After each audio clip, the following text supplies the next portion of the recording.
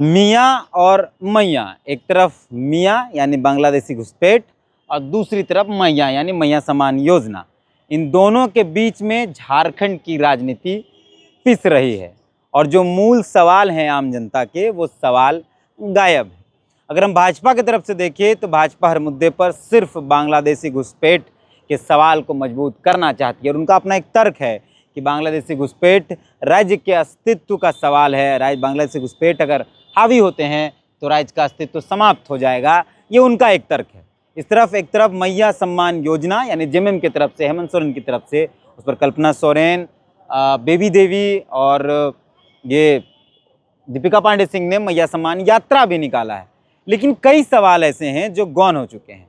अगर हम महिलाओं के सवाल की बात करें तो सबसे प्रमुख जो सवाल है वो यह है कि राज्य में महिला आयोग पिछले 4.5 साल से नहीं है और लगभग हजारों में केसेस पेंडिंग है। अब आप सोचिए कि एक महिला पर अत्याचार हो, उसका शोषण हो और वो थाने में जाए और उसको सही तरीके से इंसाफ ना मिले तो वो न्यायालय का दरवाज़ा खटखटाएगी और इस प्रक्रिया में लंबा समय लग जाता है। इसी के लिए महिला आयोग बनाया गया था, लेकिन यहाँ महिला आयोग का पद ही यानी अध्यक्ष का पद और बाकी चीज़ें खाली हैं। तो कौन महिलाओं की समस्याओं पर बात करेगा? मैया सम्मान योजना महिलाओं को आर्थिक रूप से सशक्त बनाने के लिए ठीक है, लेकिन उनका जो शोषण होगा, उनका जो दोहन होगा, उस पर कौन बात करेगा? और इस पर ना तो बीजेपी प्रखर रूप पर कुछ बोल रही है और ना जेएमएम कांग्रेस का कुछ भी दिख पा रहा है। दूसरा जो मुख्य सवाल है वो यह है कि राज्य में रोजगार की स्थिति बहुत खराब है। छात्रों को रोजगार नहीं मिल पा रहा है जितना रोजगार चाहिए।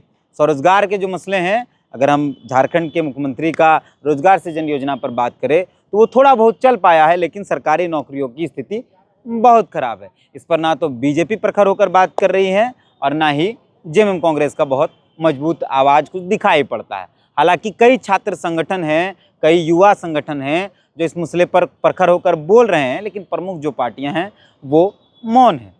ऐसे अगर हम बात करें, अभी हम ऊर्जा मित्र के कार्यक्रम में हैं, ये भी एक बड़ा, ऊर्जा मित्र का यहाँ धरना था, ये एक बड़ा समस्या है।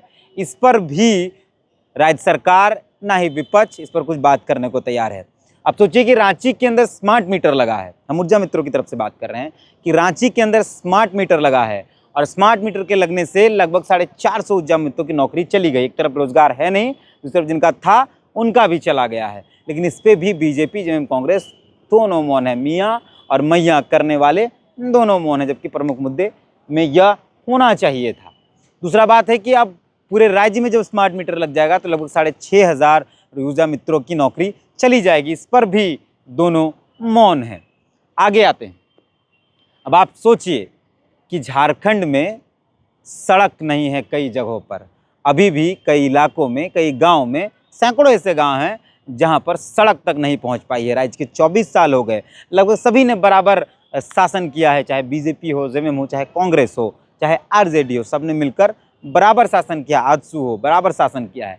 लेकिन अगर फिर भी लगभग 100 से 150 गाँव में, मेरी जानकारी है, बाकी कई और गाँव होंगे, वहाँ अगर सड़क तक नहीं पहुँची है तो आप सोच लीजिए कि कितना बड़ा मुद्दा है। लेकिन इस पर भी मैया और मियाँ करने वाले दोनों मौन हैं।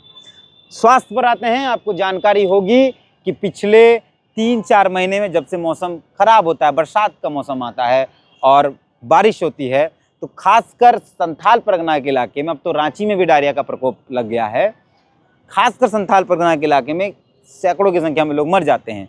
पिछले 3 महीने में अगर हम सरकारी आंकड़ा देखें तो अप्रॉक्स 50 से 100 लोगों की मौत पूरे झारखंड के अंदर डायरिया जैसी बीमारी से आज भी हो गई है। अब सोचिए कितना गंभीर मसला है कि जहां हम चांद पर जाने की बात कर रहे हैं, वहां झारखंड के अंदर डायरिया से 100 लोगों की मौत हो जा रही है। इस पर मियाँ और मैया दोनों जिस पर राजनीति कर रहे हैं वो दोनों मौन हैं।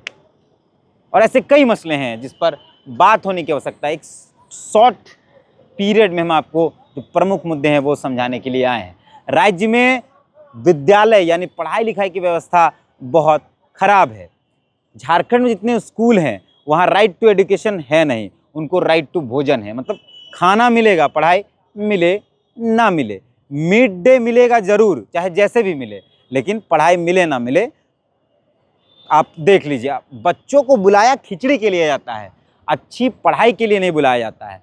विधायक, सांसद, मंत्रियों के बच्चे बड़े बड़े स्कूलों में, विदेशों के स्कूलों में, राज्य के कई निजी विद्यालयों में पढ़ते हैं, लेकिन जो आम जनता है, जो वोट करके विधायक मंत्री बनाती है, उनके बच्चे उस स्कूल में जाते हैं जहां भोजन मिलता है, पढ़ाई नहीं मिलती है। लेकिन इस पर भी मियाँ और मैया करने वाले लोग मौन हैं। आप सोचिए कि राज्य के मंत्रियों के लिए 75 करोड़ में आवास बना है, लेकिन आम जनता के पास आज भी आवास नहीं है। ऐसे सैकड़ों घर मिल जाएंगे, हजारों में घर मिल जाएंगे, इनके पास आवास नहीं पहुंच पाया है। लेकिन इस पर भी मियाँ और मैया करने वाले लोग मौन हैं, दोनों मौन हैं। मैं दोनों की बात कर रहा हूं, दोनों मौन हैं। आप एक बात सोचिए कि राज्य में हर 5 साल में मंत्रियों के लिए गाड़ियां बदल जाती हैं। आप अगर 2011 में मुख्यमंत्री हेमंत सोरेन का कार्यकाल देखेंगे तो उस वक्त मंत्रियों के पास इंडिवर हुआ करता था। फिर जब 14 में आप रघुवर दास की सरकार बनी और उस कार्यकाल को देखेंगे तो मंत्रियों के पास नया फॉर्च्यूनर हुआ करता था। उसके बाद जैसे ही 19 में फिर नई सरकार बनी हेमंत सोरेन के नेतृत्व में, तो उनके पास फिर से फॉर्च्यूनर, नया फॉर्च्यूनर आया। मुख्यमंत्री के कारकेट में गाड़ियों का काफिला भी बढ़ गया। लेकिन आज भी ऐसे कई गांव हैं जहां एम्बुलेंस की सुविधा नहीं पहुंच पाती, वो सिर्फ इसलिए क्योंकि सड़क नहीं है, और जो लोग मरते हैं या जिनकी तबीयत बहुत खराब होती है उनको कांधे में ढोकर या फिर खटिया। ऐसे बहुत सारे सवाल हैं जिस पर मियाँ और मैया करने वाले लोग, यानी बीजेपी और जेएमएम, कांग्रेस और आरजेडी यानी हेमंत सोरेन, सब मौन हैं। इसी मसले पर हम आपको बात करने आए थे, आपसे बात करनी थी। पूरा वीडियो आपको कैसा लगा, आप कमेंट के माध्यम से अपनी प्रतिक्रिया जरूर दें, और इस वीडियो को अपने दोस्तों के बीच लेकर जाएं। ये वीडियो अपने दोस्तों के बीच साझा करें और जरूर प्रतिक्रिया दें कि आप इस पर क्या सोचते हैं। जोहार।